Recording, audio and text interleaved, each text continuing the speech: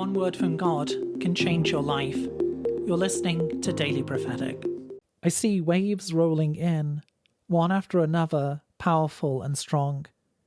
You've needed refreshment, but not in a small measure. You've needed a deep and full refreshment. And the Lord's saying there are waves of refreshment and renewal that are coming to you. I'm not sending you a small measure. I'm sending you a new outpouring. I'm bringing a new freshness to you. As I wash the places that have been weary, as I restore the places that have felt drained, I'm renewing your heart. I'm renewing your mind. I'm renewing your strength.